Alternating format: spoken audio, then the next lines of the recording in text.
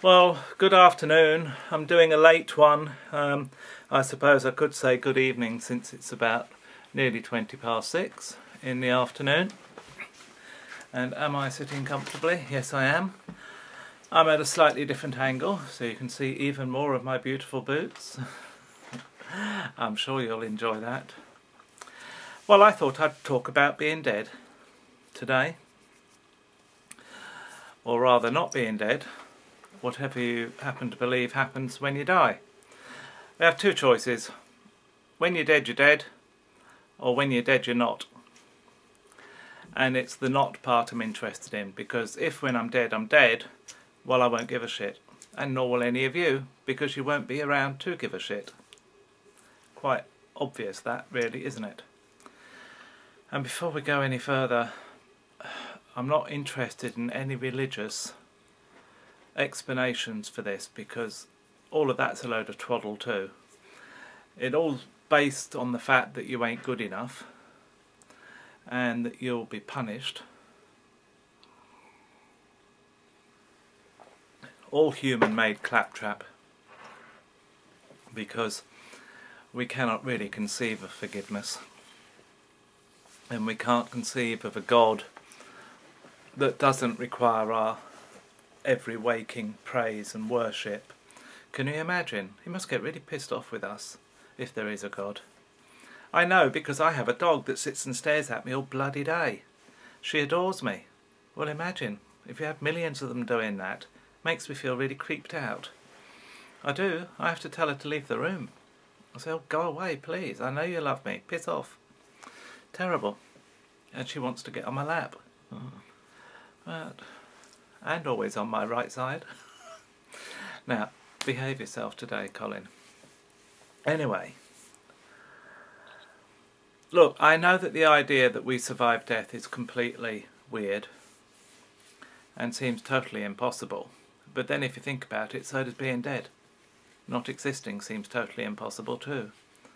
And when you look up at the night sky and you realise that we're just one little tiny island in a universe that is mind-bogglingly huge. I mean, I don't know about you, but when I was growing up, I thought that there was our solar system that was in a galaxy, and that was it, that was the universe. I didn't know that this galaxy was one of billions of galaxies in this little part of the universe, and then there's billions and billions and billions and billions more. Well, that just boggles the mind, doesn't it? And it sort of rather puts pay to this silly nonsense we've cooked up, you know, about a God sitting up there on his throne somewhere. And have you ever wondered how on earth you can burn in hell, by the way, if you haven't got a body? Doesn't make a lot of sense, does it? Can't get poked with pitchforks if you haven't got a body. Not that I'd want to be poked with a pitchfork whether I have a body or not, thank you very much. But anyhow,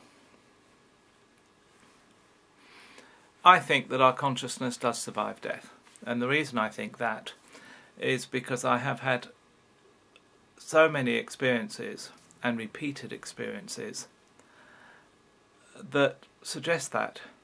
And I can't really see what other explanation there is. I think scientists get very upset because they say that you can't test mediumship in a scientific manner. Because it's very difficult to repeat things and have control groups and all that sort of bollocks. And, well, it just doesn't work that way. It really doesn't. Now, oh, and the other thing that people often say, well, why can't they give their full name and address? Well, with really good mediums, that's exactly what happens. Occasionally. Most of the time, it's like trying to tune a radio in. And it's noisy, and it's not easy to pick things up. But I'll give you an example. The last time I used my gift to help somebody was a knitting lady, whom I didn't know anything about, other than the fact that she dyed her own rabbits, hair that is, and made yarn, and anyway, then she was widowed. Anyway, she phoned me one night, and while we were chatting, I suddenly became aware of her husband, and I described him. I knew what his name was, of course, because she'd mentioned him, but I had no idea what he would look like. And of course I wasn't there when he died, so how on earth could I describe that to her, which I did accurately. And then he started telling me all sorts of things about their life together, including a trip round the Greek Isles that they took. There's no fucking way I guessed that. How could I have? And it wasn't a lucky hit. You know, the information that I gather is specific to that one person. It may not be specific to anybody else. You know, and they give really intimate details that could only mean something to that person. I mean, I often imagine that, say I died and John was in the receipt of a message from me, and the medium kept saying, ice cream, does that mean anything to you? Ice cream. John would say, yes, it does. He adored ice cream. He was an absolute pig for ice cream. He loved ice cream. He would rather have ice cream than anything else in the whole world. You see? So to you and to Richard Dawkins and to the Archbishop of Canterbury, well, they both have different views. Richard Dawkins would still think I was conning you in some way, and the Archbishop of Canterbury would think I was demonic, or the Pope would. But we won't go on about the Pope.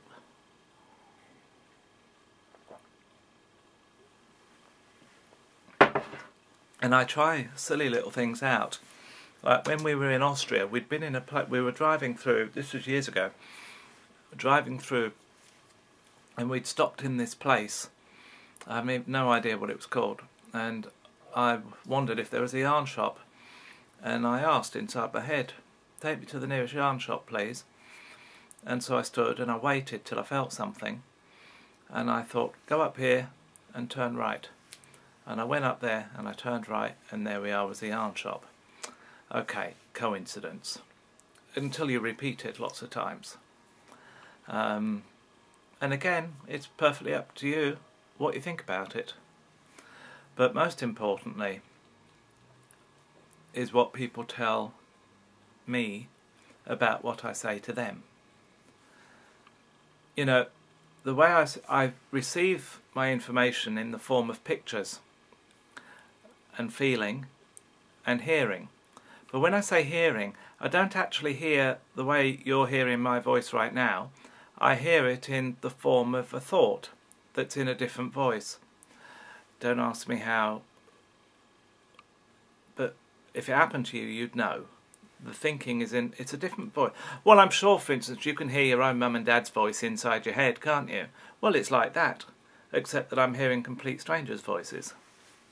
By the way, not a good idea to answer if a doctor says to you, do you hear voices? Don't answer yes, even if you do. Not a good idea. Got into a huge load of trouble because of that. Anyway, that's a whole other story.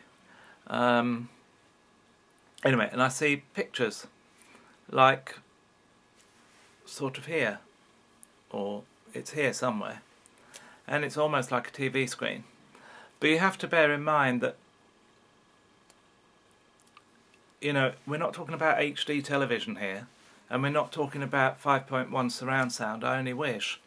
And the way I imagine it is rather like Whoopi Goldberg showed on that film Ghost, except that, you know, not as clear as she did. But what was very good about that film was what finally convinced her was a simple word: ditto. And that's the sort of thing that we pick up quite easily. Now you ask me, how do we guess that? You can't. And all this bollocks about we're picking it up from the person, well, I've done it completely blindfold and not being able to, I was going to say deaf, but that's not true. Blindfold, not being able to see anyone in the audience or hear what they're doing, and having somebody else answer for them, so I don't even get their voice. And the information I've given has been accurate. I have a feeling this is going to be more than a 10-minute job, so I have to stop now and do a second video, because YouTube only lets me upload 10 minutes at a time, although other people manage to upload sort of an hour or an hour and a half, and I don't know how they do that. So I'll be back in a sec.